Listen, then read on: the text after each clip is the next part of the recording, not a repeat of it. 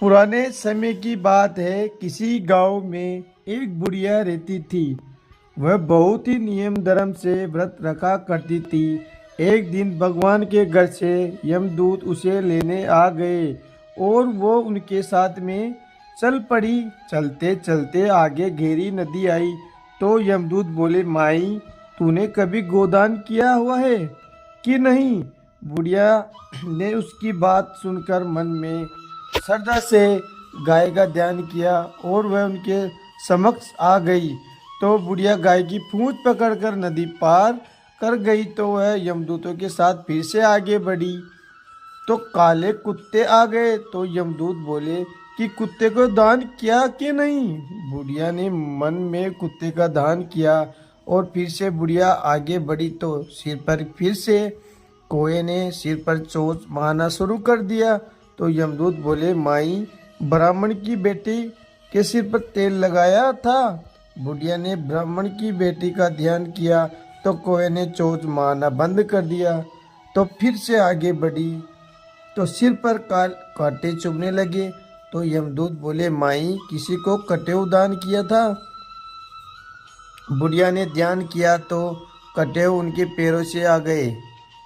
बुढ़िया फिर से आगे बढ़ी तो यमदूत यमलोक लेके आ गए। तो चित्रगुप्त जी महाराज बोले, हे धर्मराज जी महाराज, बुढ़िया ने दान पुण्य बहुत किया लेकिन आपकी कोई कहानी नहीं सुनी, न दान किया तो मैं परम धाम का दरवाजा इनके लिए कैसे खोल दूं?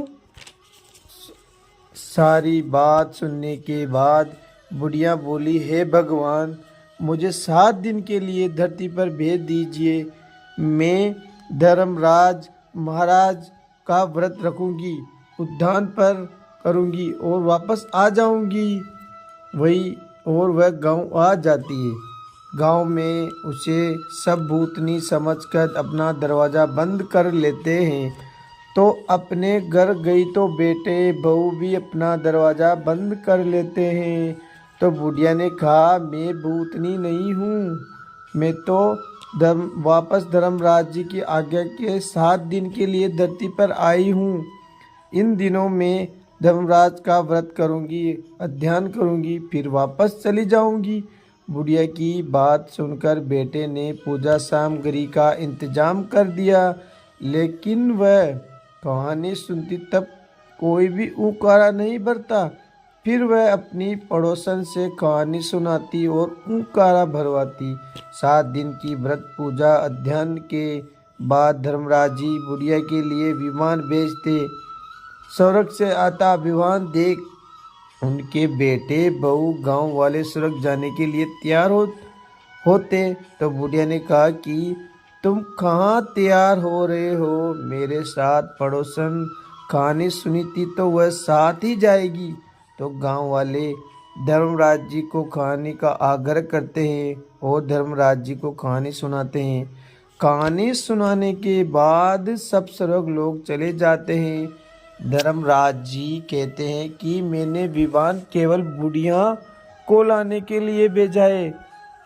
बुढ़िया ने धर्मराज जी महाराज में जो पुण्य किया था उसका आधा भाग गांव वालों को दे दीजिए।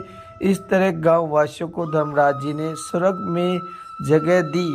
धर्मराज जी महाराज, जिस तरह बुढ़िया गांव वालों को स्वर्ग में जगह दी उस तरह हमें भी स्वर्ग में जगह देना।